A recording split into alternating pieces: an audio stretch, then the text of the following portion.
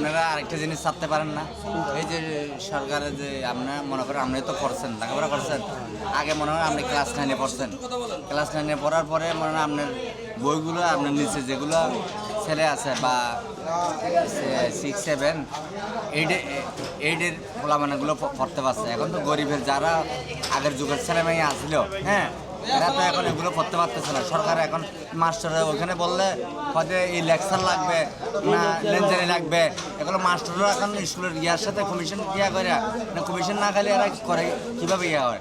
এই জিনিসটা আপনারা গরিবের জন্য ভালো হবে, এই জিনিসটা একটু সরকারকে তুলে ধরেন না। আমি জিনিসটা বলতেছি না, আপনার আগে আপনার 7-এ পড়ছেন, আপনার বইগুলো নিচের ক্লাসের পড়তে পারছে, কোনো টাকা লাগে নাই। আপনি বলছেন ভাই আমার অভাবী মানুষ, বইগুলো দিয়ে দিচ্ছেন, পড়তে পারছে। কিন্তু এখন তো এরকম নাই, স্কুলে গেলে হয়তো লেকচার লাগবে, পাঞ্জাবি লাগবে না, ওটা তো মাস্টাররা মানে জনগণের গরিব যাতে আছে এরা সমস্ত অরানি করতেছে। আমি মনে করেন লেখাপড়া করাচ্ছি ছেলেকে, এখন একবার গাড়ি নিতে গেলে মনে করেন এই 5,000-6,000 টাকা লাগবে। আমি 6,000 টাকা তো বেতনও পাইতেছে না, কীভাবে চলাম লেখাপড়া করাবো? আমার তো গরিব, আগে তো আমরা লেখাপড়া করছি, আমার বইগুলো নিচের ক্লাসে পড়তে পারতাম। এই জিনিসটা একটু নলেজে দিয়ে আপনার গরিবের জন্য মানে প্রায় মানুষের ভালো হবে।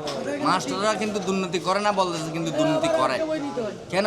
আমি না আমার ইচ্ছে মতো বই নেব লাইব্রেরির থেকে, পাঞ্জাবি হোক যেটা নেব, কিন্তু আমার ইচ্ছে মতো আমি বই নেবো। এরা বলতেছে এটা লাগবে না, এটা হবে না এই ক্লাসে, এরা নিজ দে, নাহলে পাঞ্জাবিরা নইলে লেকচার আনো, এরাই নিজ দে।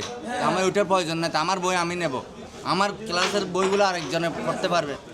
ওই জিনিসটা আপনারা যদি সার্কুলার করেন কিন্তু অনেক উপকার হবে, আল্লাহর কাছে হলে ভালো পাবেন। গরিবেরা অনেক স্বাস্থ্য, একটা মনে করেন 5-6 হাজার টাকা বাঁচবে, একটা ছেলের থেকে 5-6 হাজার টাকা বাঁচবে না।